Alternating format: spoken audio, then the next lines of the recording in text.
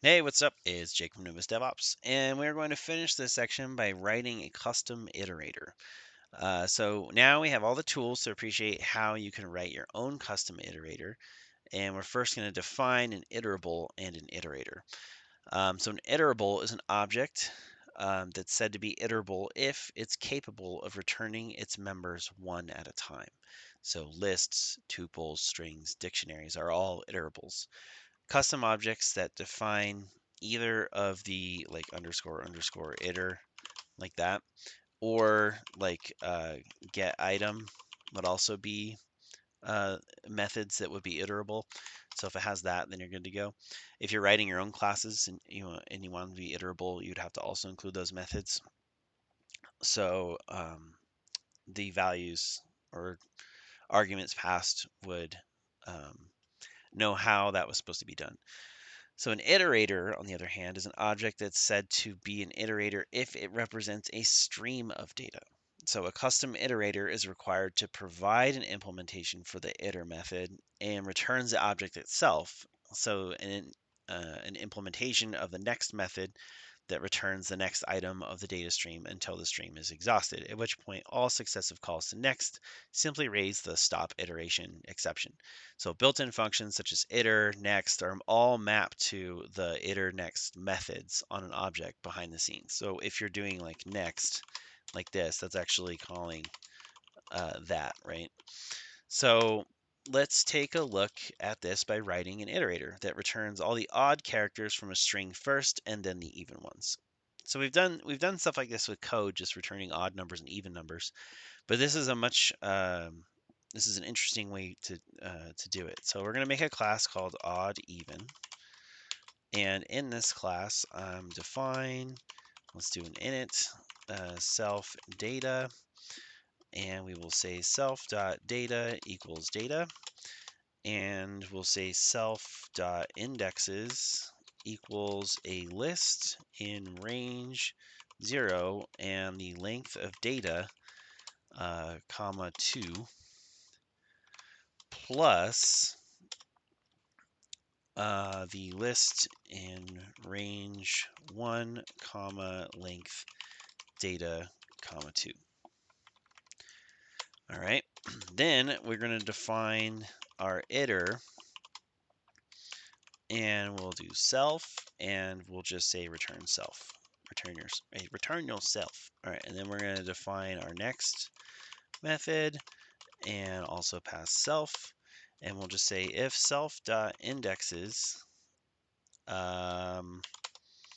return self dot this should be an underscore for private, underscore data, and then in here we'll just say self dot indexes dot pop 0, and then if not, obviously we will raise the stop iteration. So then we can call this by saying odd even equals odd even, and let's pass this. Well, I'll do some capitals. This is cool. Something like that. And then what we want to do is we want to print empty string dot join, and then C for C in odd even, and that should give us some capital letters, and lowercase should be like something like this. And then we're going to say odd even equals odd even, and let's pass chow. Okay, and that's how you would do that manually. And let's say it for iterator is iter odd even. So now we're going to use our iterator, and that'll call the odd even dot underscore iterator internally. That'll call this this guy iterator. And then what we can do is we can step through that and say print next it, and that should give us a C, right? and then we can say print next iter. I'm sorry, IT, and that will give us our capital A.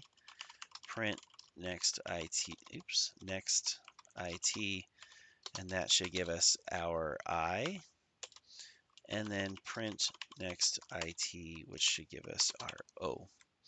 So we needed to provide an implementation for iter on line 8 that returned the object itself, and then one for next. So let's go through what this does. So what needs to happen is the return of data 0, data 2, data 4, data 1, data 3, data 5, until we've returned every item in the data. And to do that, we prepare a list of indexes, such as 0, 2, 4, 6, and 1, 3, 5, etc.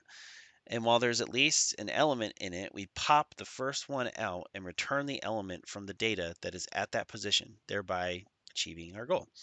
So when index is empty, we raise stop iteration as required by the Iterator protocol. There's other ways to do the same result, but you can try and code a different one if you want to. Just make sure the end result works for whatever weird edge cases, like what if the sequence is empty, or the sequences of one, like just a single letter or two letters, etc., etc. Um, so yeah, so just to cap this off, go ahead and run this. So we'll say Python iterator and spell Python correctly. Let's see what we got here. So line 16 calls odd even. This is cool, and that goes to line 16 or to line 5. Indexes equals. Boop. So you see how I went to line 16, which took me back to line 5. So when you're troubleshooting your code, you need to make sure that you understand how things are being called and in what order, so you know the flow. And there you go. I've got my little this is so cool printed out, and I've got my um, and these are all the odds, right? And then I've got my individual letters stepping through using the next method on the iterator IT defined in my odd even variable, which is calling the odd even class, passing. This is cool. Now for this, it was for passing chow because I redefined it here. If I took this out, because we're just interested in this one instantiation of this, it would just look like that. So there you go. If you have any questions on writing a custom iterator, let me know. But if not, then congratulations. You've made it through decorators and iterators and some object-oriented programming stuff. This is like not even close to a small fraction of what you could possibly know about object-oriented programming. So I encourage you to keep doing research and keep learning. Um, there's so many things to learn. So hopefully, just touching the base of iterators and stuff like that, you'll understand generators a little bit better. And in the next section, I'm going to go over exceptions and context managers. So I hope to see you there.